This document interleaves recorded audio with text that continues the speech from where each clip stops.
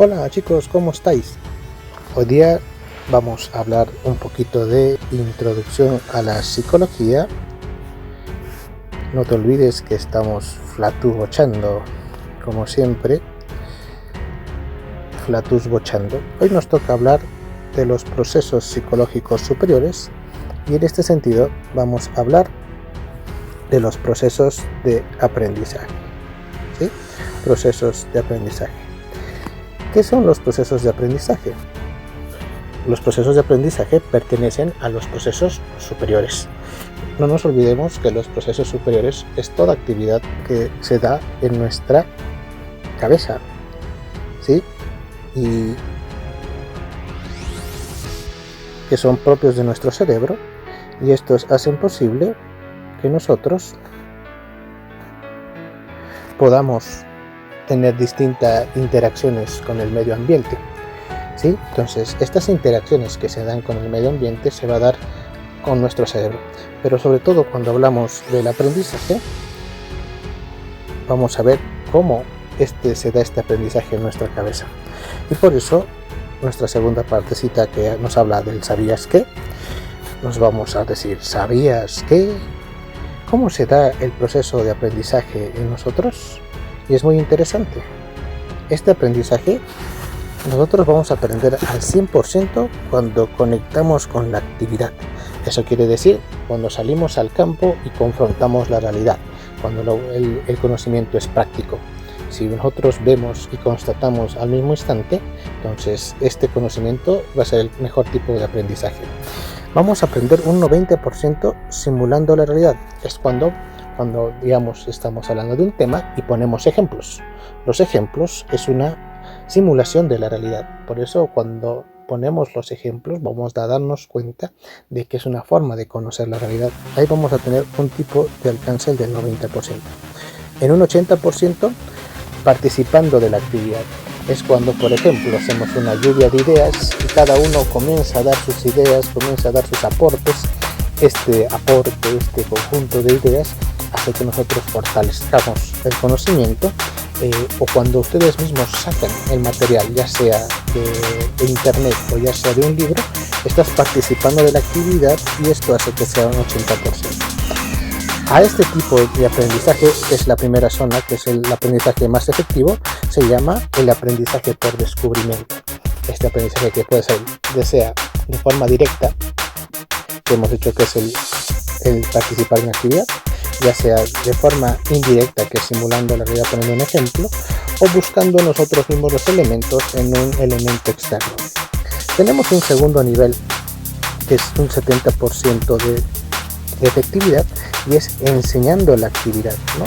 Cuando, por ejemplo, en el caso de matemáticas, el profesor te enseña una fórmula, te enseña un ejercicio, te lo demuestra y tú después lo pones por practicar. Tenemos un 50% de efectividad con demostraciones.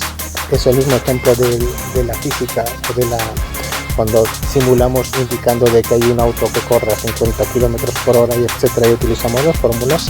Esta demostración sirve. Tenemos un 40% cuando utilizamos los elementos visuales, cuando ponemos una película, cuando hacemos un video, cuando escuchamos, cuando vemos una demostración. Este segundo nivel se lo va a llamar el aprendizaje visual. Realmente nuestro sentido de la vista es el sentido más agudo por el cual nos permite mejor el aprendizaje.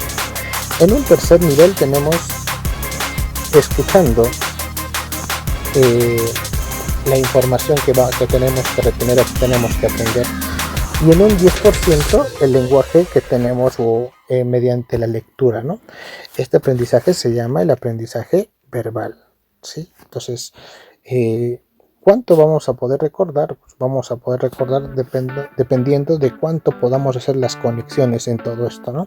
Entonces, ahora si damos los 3 niveles a la persona, vamos a fortalecer y vamos a mejorar el aprendizaje, ¿no? No nos olvidemos que en memoria hemos dicho que la repetición ayuda a mejorar. ¿Qué mejor si tú le haces al muchacho una experiencia que pueda participar, después se la demuestras mediante una explicación y puede ser que le hagas leer sobre el material? Ahí tendríamos los 3 niveles y hacemos que un aprendizaje sea completo. ¿Sabías que había tantas formas de aprendizaje? Bueno, ahora sí vamos a ser más estrictos y nos vamos a ir propiamente a la teoría del aprendizaje. ¿Qué es la teoría del aprendizaje? La teoría del aprendizaje es cómo nosotros nos relacionamos o cómo recibimos conocimiento. Como siempre vamos a partir de nuestra definición y vamos a dar dos definiciones. La primera definición, vamos a decir que el aprendizaje es parte de la adaptación. No nos olvidemos que cuando hablamos de adaptación estamos hablando de inteligencia. La inteligencia es el proceso por el cual las personas se adaptan más rápido. Pero en el caso del aprendizaje dice que está relacionado a aprender formas nuevas de conducta, ¿no? Entonces es parte de la adaptación, pero está relacionado a aprender formas o cosas nuevas. Si queremos darle una definición más psicológica, vamos a decir que es el proceso por el cual nosotros, el proceso activo de recepción y procesamiento de información, y acá un dato importante, que siempre implica un cambio de conducta. Repito, es el proceso activo por el cual nosotros recibimos la información, la procesamos, y esta información que recibimos y la procesamos va en nosotros a generar un cambio de conducta. ¿Por qué hemos resaltado cambios de conducta? Porque los cambios de conducta es la principal característica del aprendizaje. Nuestro segundo puntito, principales características del aprendizaje. Y habíamos dicho que nuestra principal característica es que siempre implica un cambio de conducta. Pongamos un ejemplo para que podamos entender por qué es esta característica importante. Por ejemplo, si estuviéramos en una clase, imagínate que estamos en una clase y yo a alguno de sus compañeros los saco a la pizarra y les digo que me hablen de un tema que nunca hemos hecho. Por ejemplo, les digo que me hablen de los factores externos del aprendizaje. Como todavía no lo hemos hecho, el alumno va a estar parado frente a la pizarra y no va a saber qué escribir porque todavía no tiene el conocimiento con respecto al tema. Una vez que damos la clase o una vez que les hago ver el video o les doy la demostración del video y lo vuelvo a sacar a la clase y le pregunto cuáles son los factores, el muchacho va a comenzar a escribir en la pizarra. Entonces acá estamos viendo algo muy claro, que se ha producido un aprendizaje. Antes de estar parado sin saber qué hacer, a pasar que comienza a realizar o escribir algo en la pizarra. Estamos viendo un cambio de conducta, por ende un aprendizaje. El aprendizaje es producto de la experiencia, entonces podemos decir que se da por medio de la práctica. ¿Sí? Entonces nosotros cuando vamos a aprender algo, siempre vamos a aprenderlo de forma mucho más práctica, como hemos visto en el primer ejemplo, al 100% cuando nosotros somos partícipes de esto. Entonces es muy importante que siempre cuando aprendamos algo, estar al 100% o participar o involucrarnos en el aprendizaje. Un dato interesante con respecto a las características es que el aprendizaje no se observa directamente. ¿Eso qué quiere decir? Que no sabemos en qué momento la persona aprende. Puede ser cuando tú estás leyendo el texto que te estoy dejando, el resumen. Puede ser cuando tú lo estás transcribiendo en tu cuaderno. Puede ser cuando de repente estás mirando esta explicación y estás entendiendo. Lo único que nosotros sabemos es que después de este tema, si te preguntas qué es el aprendizaje y puedes responder, hubo un cambio de conducta y hemos visto que has podido aprender, ¿no? Entonces, pero no sabemos en qué momento se ha dado o por motivo de qué.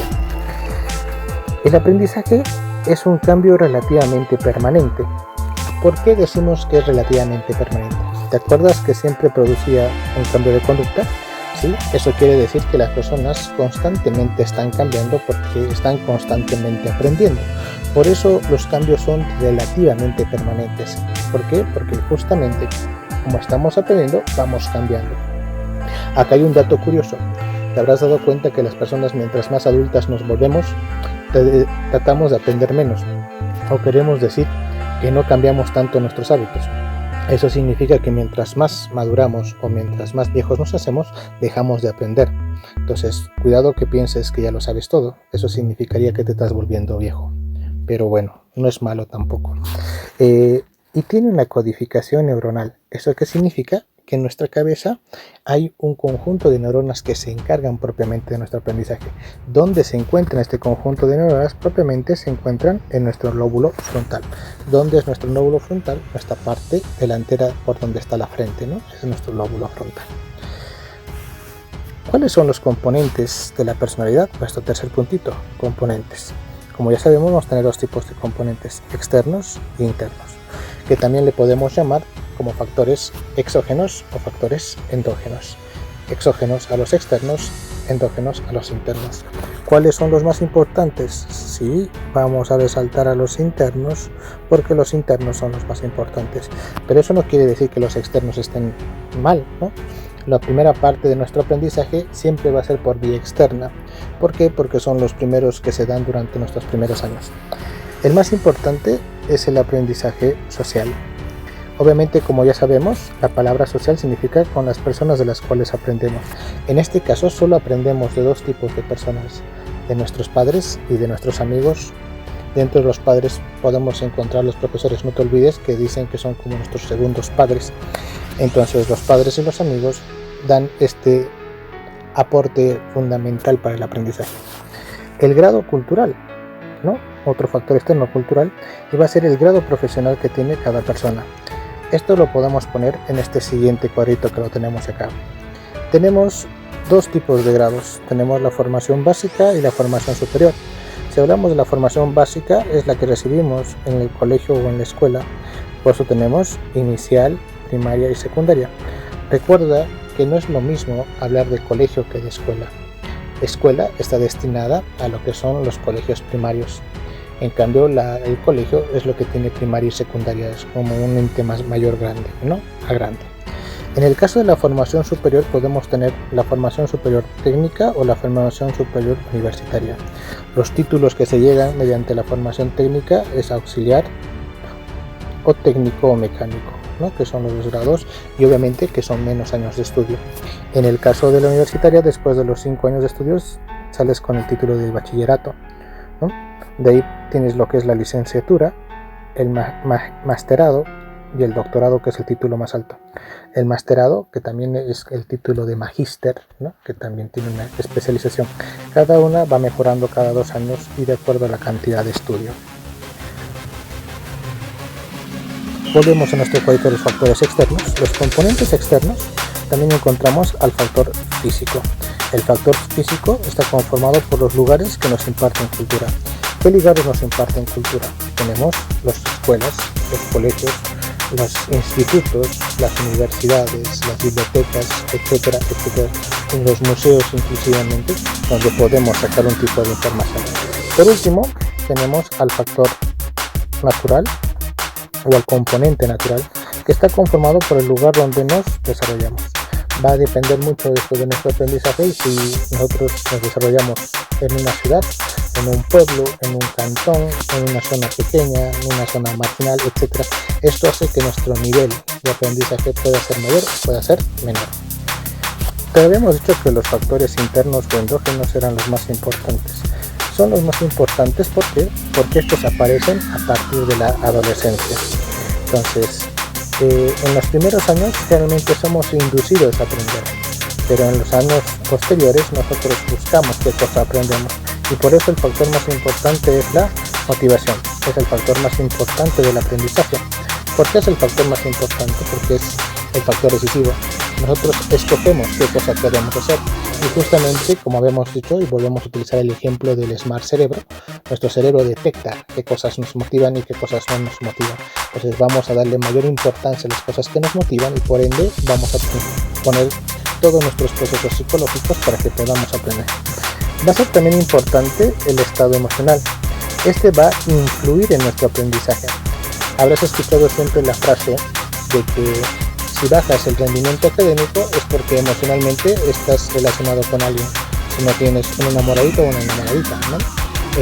¿Y esto por qué? Porque justamente influye en tu estado emocional.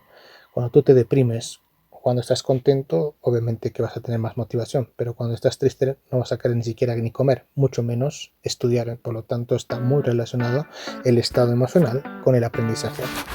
Y por último, la maduración orgánica. Eso es el desarrollo de nuestro cerebro. Como hemos dicho, en la infancia nuestro cerebro se está desarrollando. En la adolescencia y nuestra juventud es donde estamos en la plenitud de nuestro cerebro. Por lo tanto, el cuerpo como la mente van a influenciar mucho en nuestro desarrollo o nuestro aprendizaje. Para ir ya terminando esta parte, vamos a hablar de los tipos de aprendizaje. Y acá tenemos una mnemotecnia y nuestra mnemotecnia es el MASCA.